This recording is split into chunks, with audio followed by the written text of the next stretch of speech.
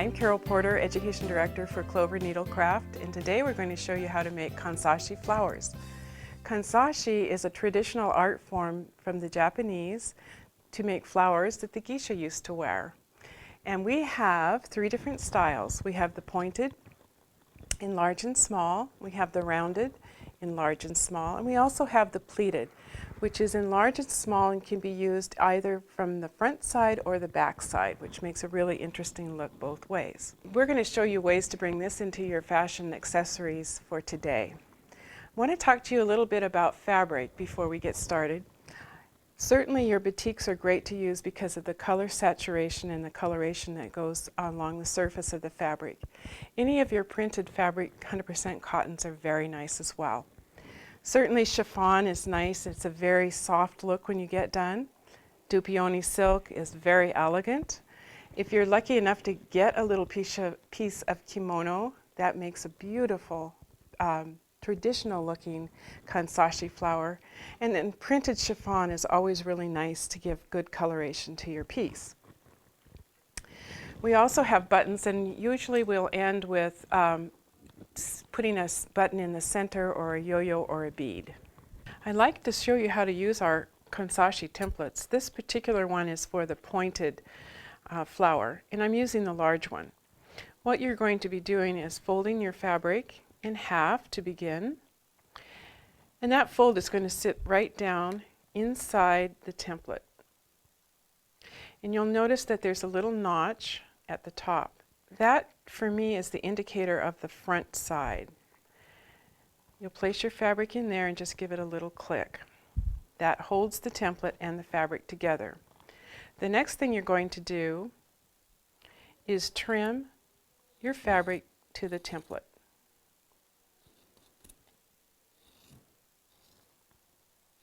We're going to use a needle and thread, and typically I like to use quilting thread because it's a lot stronger, and we're going to go in and out and braid the thread, so you want to have a nice strong thread.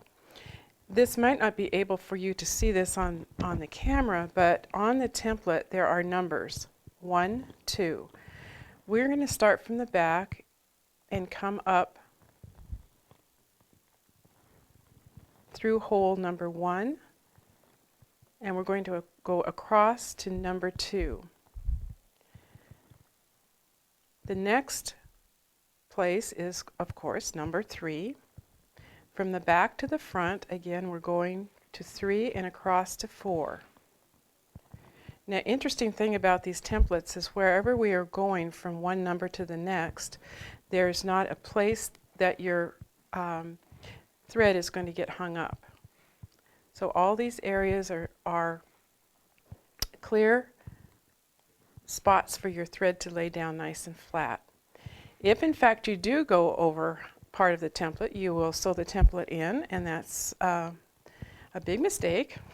We'll end up having to take it out. Now we're all the way up to 11, and 12 is our last spot.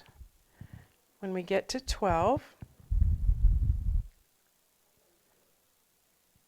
we're going to open the template up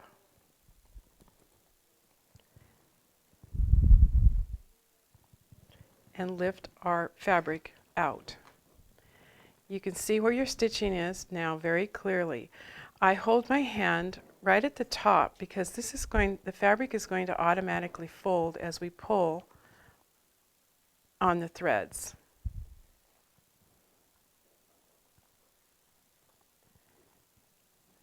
This is right side up, and we're doing the final pull, and that's your first pointed petal. You're going to do exactly the same thing until you get the number of petals that you want to use. And normally on this one we use 5 petals. When you put the last petal on, you're going to take your needle and pass it through the very first petal.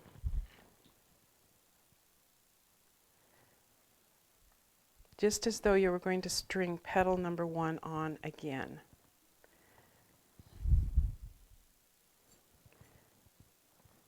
Petals are always in the same direction while you're working because they are stitched exactly the same way each time.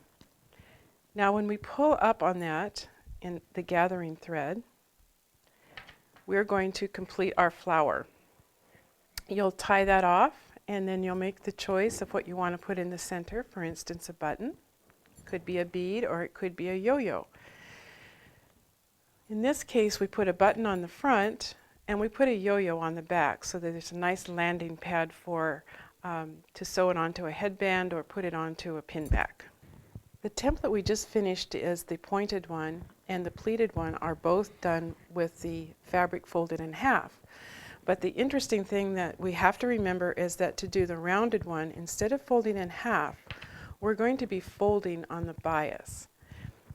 Once you get the bias fold, it's going to be done exactly the same way. You'll open up your template, slide that fold in, clamp it down, and you're ready to trim. I also would like you to consider putting together a rounded petal with a pleated petal for another look. Our first project sheet is a shopper's bag. You'll also get the directions to do a brooch and a hair clip. Kanzashi Fresh, Casual, and Fun is our second project sheet, which has the opportunity for you to learn how to put the kanzashi on a purchased pullover sweater, a headband, a hair comb, and a brooch.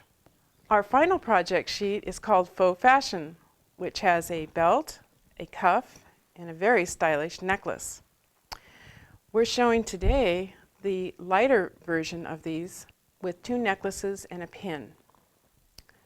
Also, you can use these kanzashi flowers on napkin rings, a gift party bag, the place card, and the pin is removable so they can take that home. You can also include it in your quilting by putting it on a pillow sham or a wall quilt.